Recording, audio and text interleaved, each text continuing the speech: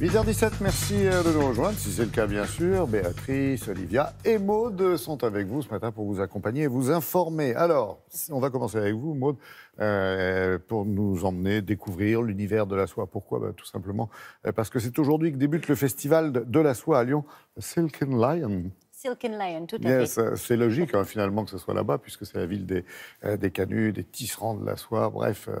c'est le patrimoine. Exactement, et plus largement, en fait, c'est toute une région qui est productrice de soie. Voilà, la région Auvergne-Rhône-Alpes, qui est également la première région textile de France. Figurez-vous, plus de 600 entreprises qui produisent du textile, c'est 17 000 emplois, donc économiquement, c'est quelque chose de très important. Et figurez-vous que le secteur de la soie est en train de revenir, de faire vraiment sa renaissance, et c'est un secteur qui recrute. Alors, il y aura plus de 100 professionnels ce week-end, donc à Lyon, des professionnels français, mais aussi des professionnels étrangers, beaucoup de Chinois, parce que ce sont les Chinois qui produisent la soie aujourd'hui, et beaucoup d'Italiens, parce qu'eux sont de gros consommateurs de soie. Oui, c'est vrai qu'on fabriquait de la soie jusqu'au sud des Cévennes, du Massif central. Exactement. Est-ce que c'est encore aujourd'hui le cas ? Est-ce qu'elle vient de France, cette soie, justement, vous parlez de la Chine, que l'on tisse en France ? Et non, ça c'est terminé. Exactement. Aujourd'hui, la soie vient donc essentiellement de Chine, du Brésil, du Vietnam.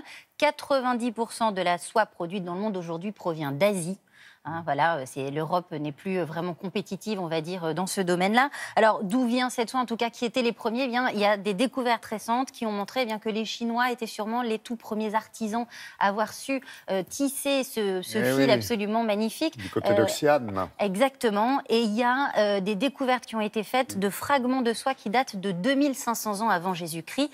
Les Chinois en ont très vite fait le commerce, mais ont surtout gardé ce secret du travail de la soie. Et puis, au fil des siècles, d'autres civilisations, on va dire, ont été initiées pour que ça puisse s'étendre ensuite. C'est venu en Europe, mais au 19e siècle, il y a eu une épidémie qui a malheureusement attaqué les vers à soie et qui a mis vraiment en danger la production de soie en France. Pas le temps, c'est dommage, mais il y a de très belles légendes, de très belles histoires, Olivia, sur l'arrivée des premiers vers à soie en France et qui venaient de Chine, dissimulés, etc. Alors, et il paraît que c'est le Japon qui va sauver la culture de la sériculture. Exactement, tout à fait. De vers à soie en France. Tout à fait. En fait, le Japon va nous envoyer des vers à soie qui vont remplacer ceux qui sont touchés par la maladie.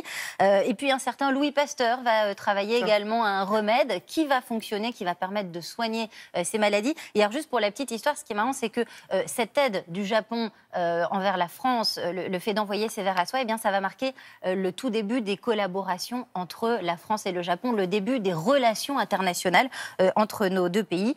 Et puis, ensuite, il va y avoir la Première Guerre mondiale, et là, la production de soie en France va complètement s'écrouler. Et puis surtout, on va se rendre compte que c'est beaucoup plus rentable de l'acheter à l'étranger.